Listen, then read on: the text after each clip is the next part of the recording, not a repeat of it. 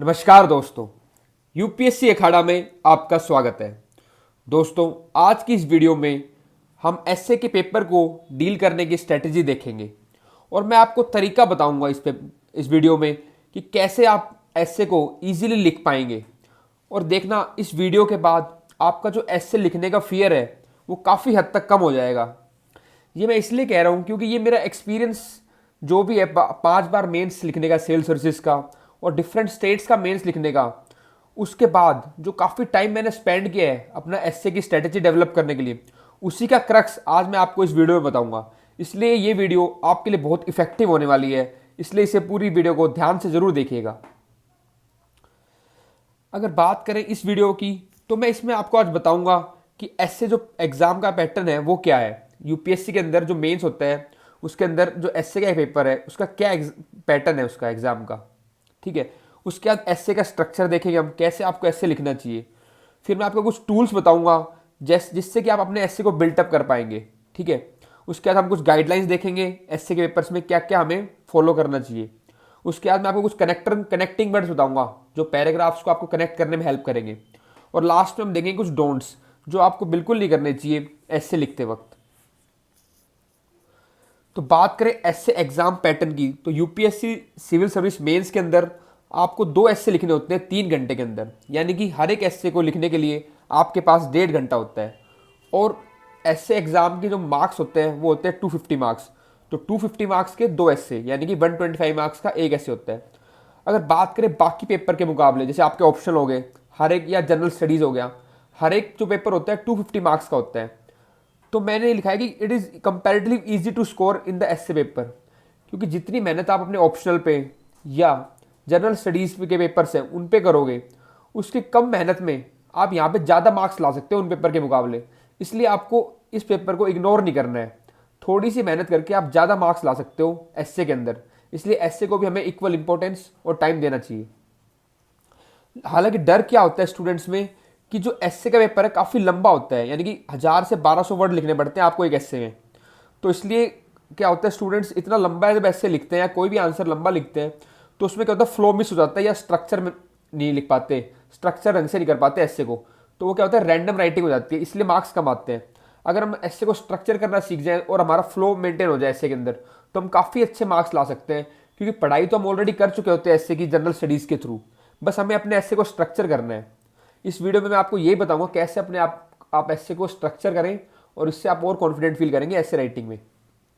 तो सबसे पहली बात इसमें अगर हम देखें तो आपको एक एसए लिखने के लिए क्या होता है, 1.5 घंटा मिलता है। तो उसमें आप क्या करें, जो पहली 25 से 30 मिनट से आप पहले तो ऐसे, जैसे आपको पेपर मिला एसए का, आप 5 मिनट लीजिए या 10 मिनट लीजिए टॉपिक चूज करने के लिए। तो दोनों पेपर में, दोनों पार्ट्स में 2 पार्ट आएंगे आपके, पार्ट 1 और part A and part B. Part A के अंदर से आपको एक ऐसे चूज करना होगा, पार्ट बी के अंदर से। आजकल देखा गया कि एक पार्ट जो आता है वो आपको मिलेगा लगभग कंक्रीट टॉपिक से, जैसे कोई टॉपिक साइंस एंड टेक्नोलॉजी से आ जाएगा, क्लाइमेट चेंज से, बॉर्डर सिक्योरिटी से, एग्रीकल्चर, व्यूमेन, एजुकेशन, हेल्थ। तो एक टॉपिक तो आपको कंक्रीट मिल जाएगा। तो उसमें से जो आपकी थीम आपको अच्छी लगती है उसको आप पिक कर लीजिए और उस पर ऐसे लिखिए। और दूसरा आपको एक मिलता है फिलोसफिकल ऐसे, उसको कैसे डील करना है वो मैं आपको बाद में बताऊंगा। तो क्या होता है, हर एक आपको 2 ऐसे लिखने हैं, तो आपके पास एक ऐसे लिखने के लिए 1.5 घंटा है। तो पहले आप 5-10 मिनट में दोनों ऐसे अपने चूज कर ले कौन से 2 ऐसे आप लिखोगे। उसके बाद 25 से 30 मिनट लगाइए आप जो भी ऐसे लिखने वाले हैं पहला उसको स्ट्रक्चर करने में। स्ट्रक्चर में आप ऐसे करिए उसको कि टॉपिक जो भी आपने लिखा है उसको पीछे आपको रफ पेज मिलते हैं आंसर शीट के, उस टॉपिक को ऊपर लिख लीजिए अपने रफ शीट के, ठीक है। और उसके अंदर रिलेटेड जो भी चीज़ें आपको पता है, चाहे कोई आर्टिकल हो, चाहे कोई आपको लाइन याद आ रही हो, चाहे कोई कोट हो, इंट्रोडक्शन, कंक्लूजन, गवर्नमेंट की स्कीम्स, कोई और डायमेंशंस, तो उस टॉपिक से रिलेटेड जितने भी आपकी डायमेंशंस आपको याद आ रही है तो आप उसको ब्रेनस्टॉर्म करके उस पेज पे लिख लीजिए। और फिर उसको क्या करो, स्ट्रक्चर कर लो रफ में ही, कि पहले मैं ये लिखूंगा, फिर ऐसे लिखूंगा, और ऐसे मैं इसको ओरिएंट करूंगा अपने एसए के टॉपिक के थ्रू, टॉपिक के लिए तरफ, ठीक है। तो आप हर एक पेपर में, हाँ, हर एक पार्ट में आधा घंटा इसमें लगाइए स्ट्रक्चरिंग में टॉपिक को, और अगले 1 घंटे में उस ऐसे को लिखिए 1000 से 1200 वर्ड्स में। अगर 1000 वर्ड्स भी नहीं आते तब भी कोई दिक्कत नहीं है, आप 900 वर्ड्स भी लिख सकते हैं, ऐसी कोई बात नहीं कि आपको 1000 ही वर्ड्स लिखने हैं।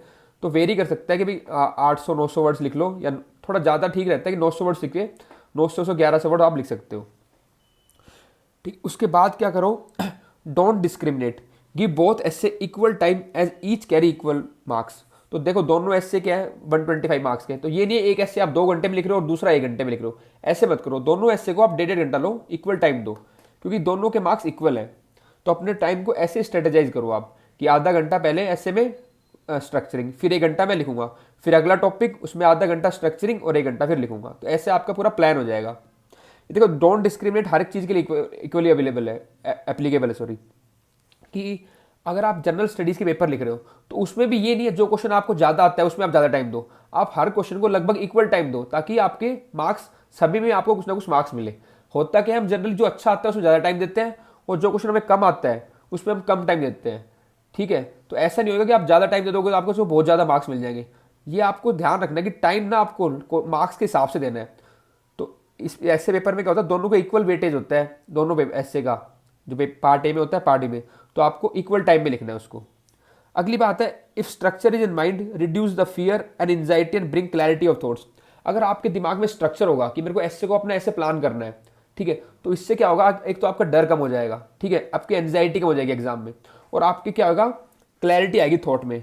अब स्ट्रक्चर में आपको कैसे डेवलप करना है वो अगले स्लाइड में बताऊंगा। तो इसलिए आपका स्ट्रक्चरिंग होना बहुत जरूरी है ऐसे का। तो पहले आधा घंटा आप क्या करो, ऐसे के स्ट्रक्चरिंग में दो।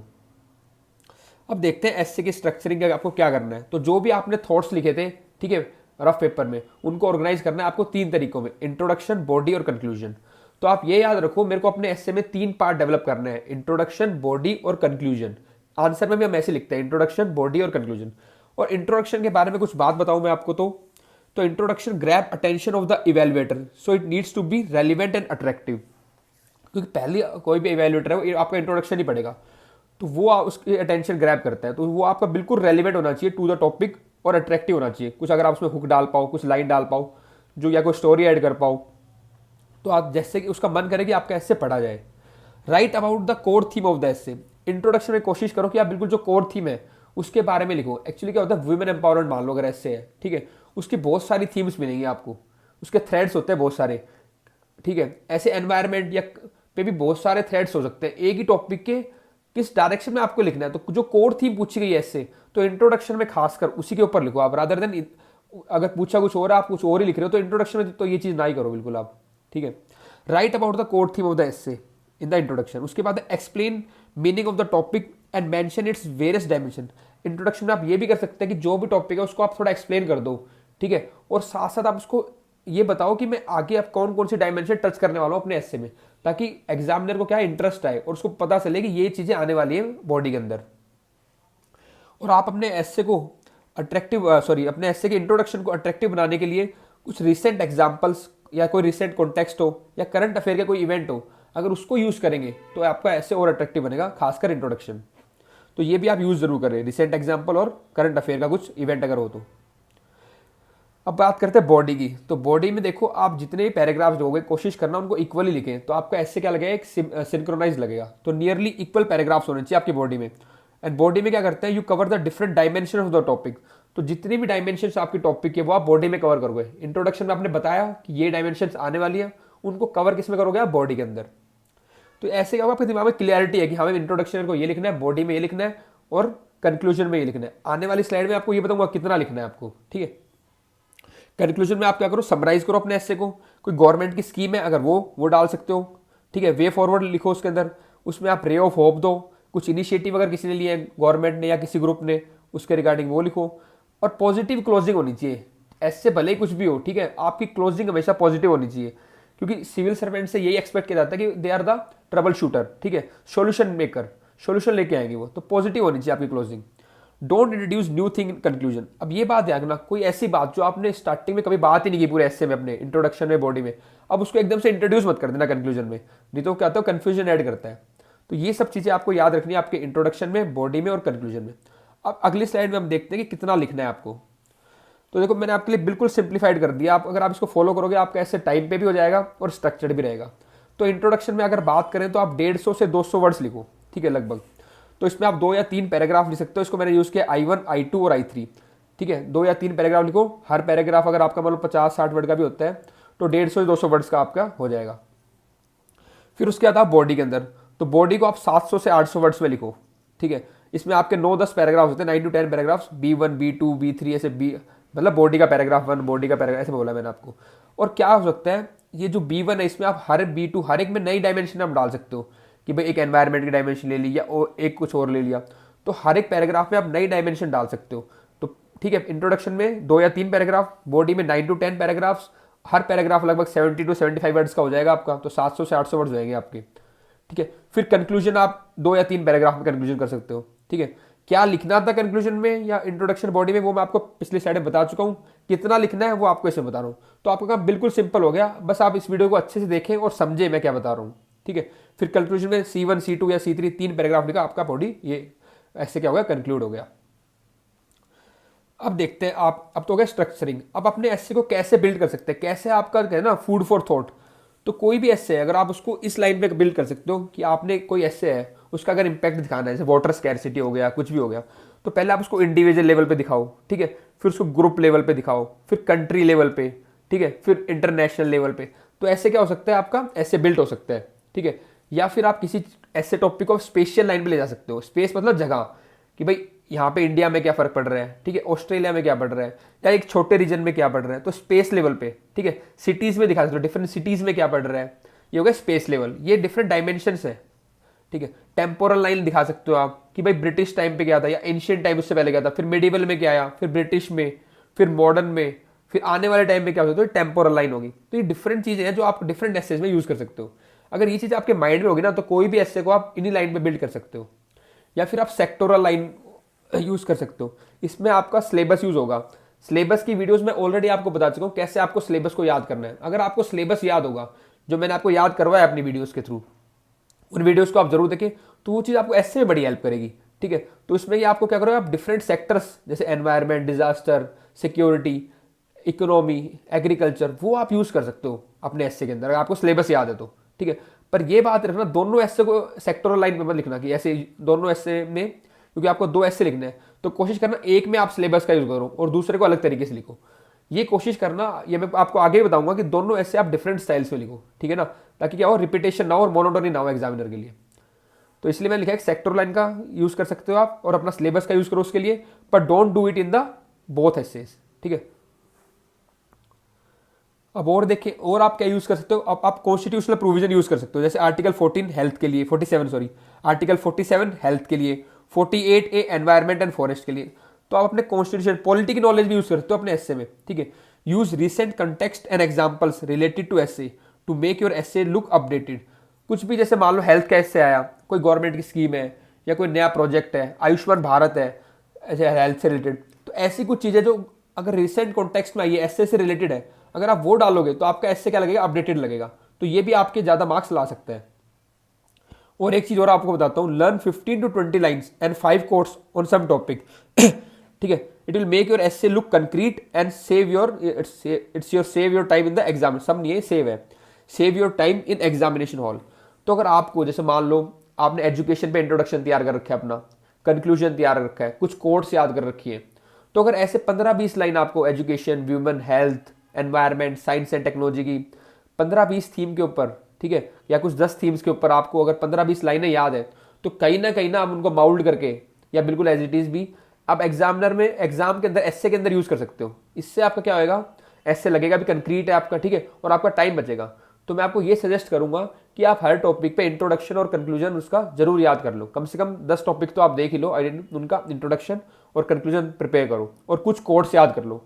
ठीक है, तो इससे क्या होगा, आपका टाइम बचेगा एग्जाम के अंदर और आपका एस्से भी अच्छा लगेगा। ठीक है, और जैसे SDGs हो गए, सस्टेनेबल डेवलपमेंट गोल्स, इनको भी आप डिफरेंट एस्से में यूज कर सकते हो। जैसे कोई हेल्थ से रिलेटेड आया, ठीक है, एजुकेशन से रिलेटेड आया, पॉवर्टी से रिलेटेड आया, तो जो भी रेलिवेंट सस्टेनेबल डेवलपमेंट गोल है उसकी एक्सप्लेनेशन आप उसमें यूज कर सकते हो। फिर नीति आयोग जो इंडिया एट 75 का डॉक्यूमेंट है, उसमें भी काफ़ी चीज़ें हैं, डेटा है, ठीक है, एक्सप्लेनेशन है, एनालिसिस है, डायमेंशंस है, वो आप यूज़ कर सकते हो अपने एस्से के अंदर। तो ये आपके टूल्स है जो आप एस्से में यूज़ कर सकते हो एस्से को अपने को बिल्टअप करने में। अब मैं आपको कुछ गाइडलाइंस बताता हूँ एस्से लिखते वक्त कि आपको क्या चीज़ का ध्यान रखना है। तो आपको ये देखना है कि right short and almost equal paragraphs. तो जो साइज होना चाहिए पैराग्राफ को लगभग इक्वल ही रहे, ये नहीं एक पैराग्राफ बहुत बड़ा आ रहा है, एक फिर छोटा आ गया। तो लगभग इक्वल पैराग्राफ लिखो, इससे आपका एस्से बहुत सिंक्रोनाइज और अच्छा लगेगा। ठीक है, और शॉर्ट पैराग्राफ लिखो, 70 वर्ड्स हो गए, 50 वर्ड्स हो गए, ठीक है, 80 वर्ड, ज़्यादा नहीं, 70-75 वर्ड्स इतनी। क्यों, ज़्यादा बड़ा पैराग्राफ लिखने में भी तो मोनोटनी आती है, पढ़ने में दिक्कत होता है, पॉइंट्स क्लियर नहीं हो पाते, ठीक है। तो शॉर्ट और ऑलमोस्ट इक्वल पैराग्राफ लिखो। Each paragraph need to be conceptually oriented towards the topic of the essay. Tell examiner clearly that sir I am writing what is asked in the topic of the essay. अब ये देखो, आपको दिखाना है बार बार कि sir मैं कोई deviate नहीं कर रहा हूँ, मैं बिल्कुल वही लिख रहा हूँ जो पूछा गया है। तो इसका मतलब यही कि वही लिखो जो टॉपिक से रेलिवेंट हो। इससे क्या होगा, आपके मार्क्स ज़्यादा आएंगे। हर पैराग्राफ में एग्जामिनर को लगना चाहिए कि बंदे ने क्या किया है, टॉपिक को एड्रेस किया है, ना कि कुछ भी लिखा हुआ है। Include examples in different dimensions of your एसे। और जो भी आप लिख रहे हो, अगर आप उसको, ये आंसर राइटिंग में वैलिड है, जो भी आप चीज लिख रहे हो, अगर आप उसको सब्सटेंशिएट करते हो एग्जाम्पल्स के थ्रू, तो आपका आंसर सच्ची बड़ा अट्रैक्टिव होता है और रेलिवेंट भी बनता है। इसमें ज़्यादा चांस है कि आपके मार्क्स और ज़्यादा है। तो include examples in different dimensions of your essay. Example से एसे लाइवली बनेगा बिल्कुल आपका। और किस बात का ध्यान रखें, you can reveal the structure of the essay through sub एडिंग्स।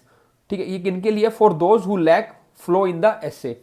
तो आप अपने एसे का जो है ना, क्या कहते हैं, स्ट्रक्चर सब एडिंग के थ्रू भी रिवील कर सकते हो। डिफरेंट डिफरेंट सब एडिंग, ज़्यादा नहीं, बॉडी के अंदर 5 से सब एडिंग अगर आप दो, या डिफरेंट डायमेंशन आप यूज कर रहे हो, ठीक है, तो डिफरेंट जो डायमेंशन, कॉजेज, इफेक्ट या कुछ भी रीजंस, तो उनको भी आप अपने एसे में सब एडिंग्स के थ्रू अपने स्ट्रक्चर को रिवील कर सकते हो।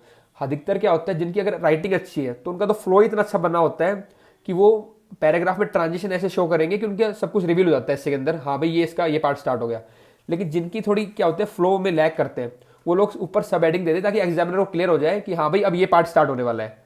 तो उसमें क्या होता है, बड़ी क्लैरिटी आती है एसे के अंदर। Increase number of dimension in your essay to get edge over others in marks. अब किसी ने 4 डायमेंशन लिखी है, ठीक है, किसी ने 7 लिखी है, किसी ने 9 लिखी है, तो ऑब्वियसली कहीं ना कहीं एग्जामिनर को लगता है, हालांकि बात यह कि इररेलेवेंट नहीं होना चाहिए, रेलेवेंट डायमेंशन है। अगर आप ज़्यादा डायमेंशन लिख रहे हो, ठीक है, तो एक नई चीज़ आती है एग्जामिनर के सामने और वो रेलिवेंट भी होगा, तो आपके चांस है कि आपको ज़्यादा मार्क्स मिलेंगे। तो कोशिश करें जितनी डायमेंशन लिख पाए आप टॉपिक के ऊपर, उतनी डायमेंशन उसमें ऐड करें। Don't be in over suggestive and in activist mode. Analyse every part, ठीक है, बोथ पॉजिटिव एंड नेगेटिव।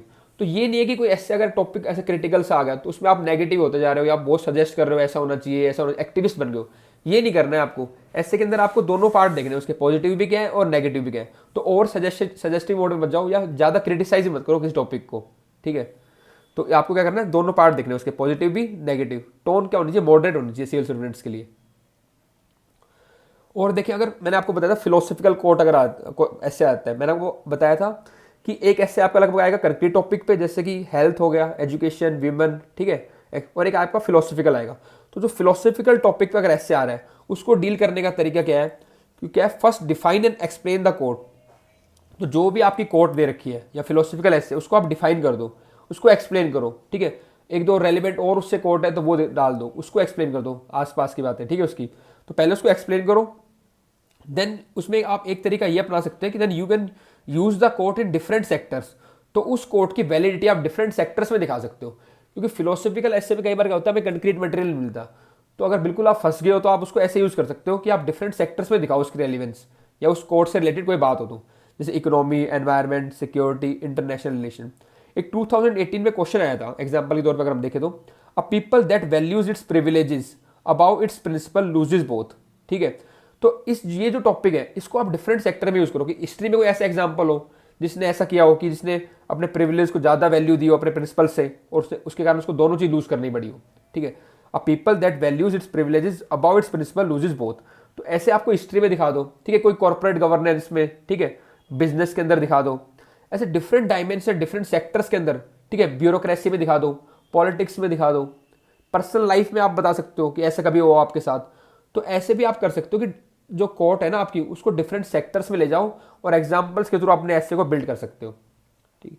अगली बात आती है स्टोरी। अधिकतर बच्चे कहते हैं सर स्टोरी लिख सकते हैं या कैसे स्टोरी को लिखें। देखो स्टोरी लिख सकते हैं, बिल्कुल अच्छी भी लगती है। एक बात क्या है कि वो बिल्कुल रेलिवेंट होनी चाहिए, हर चीज़ ये है कि रेलिवेंट होनी चाहिए टॉपिक से रिलेटेड। और क्या आपको ध्यान रखना है, story has to be linked with the topic, like charms and challenges of civil service अगर क्वेश्चन है आपका, then story must have both.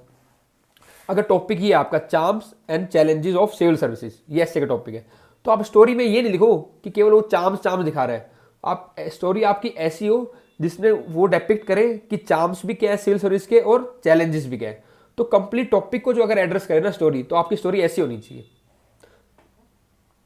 अब देखते हैं कनेक्टिंग वर्ड्स। एक्चुअली होता क्या है, जब आप डिफरेंट पैराग्राफ्स में जाते हो, ट्रांजिशन करते हो, अगर आप कनेक्टिंग वर्ड्स यूज करोगे तो आपका जो होगा एस्से का फ्लो इंप्रूव होएगा। ठीक है, use connecting words between paragraphs to make your essay look synchronised and in flow. अब ऐसे कोई चीज कंपेरेबल है, ऊपर वाला पैराग्राफ नीचे वाला पैराग्राफ अगर सेम है, कंपेरेबल है, ठीक है, तो उसमें आप कैसे वर्ड यूज कर सकते हो? कंपेरेबल के सिनोनिम्स बता रहा हूँ। सिमिलरली, ठीक है, एक पैराग्राफ लिखा आपने, दूसरा पैराग्राफ स्टार्ट किया सिमिलरली या लाइक वाइज या फिर इन द सेम वे, ये आपके स्टार्टिंग वर्ड हो सकते हैं कनेक्टिंग वर्ड्स पैराग्राफ के बीच में। अगर कुछ कंट्रास्ट दिखाना है दो पैराग्राफ के बीच में तो आप यूज कर सकते हो word despite, although, in contrast to, even though, on the other hand, but at the same time, regardless. ठीक है, और टाइम सीक्वेंस के लिए आप वर्ड यूज कर सकते हो furthermore, subsequently, thereafter, meanwhile, as long as, again, until now. तो ये डिफरेंट सिनोनिम है आपके, अगर आप यूज कर सकते हो। ठीक है, इससे आपका रिपीटेशन नहीं दिखेगा ऐसे के अंदर और ऐसे में फ्लो भी आएगा। अब बात करें डोंट्स की, क्या चीजें जो आपको नहीं करनी चाहिए ऐसे लिखते वक्त। Avoid choosing the same theme in two sections. ठीक है, अगर मान लो ऊपर भी कोई आपने एनवायरमेंट से रिलेटेड टॉपिक ले लिया, नीचे भी कोई एनवायरमेंट से रिलेटेड टॉपिक ले लिया ऐसे का, दोनों पार्ट में, पार्ट ए और पार्ट बी में, तो चांस होगी कहीं ना कहीं आपके पॉइंट का रिपीटेशन आएगा।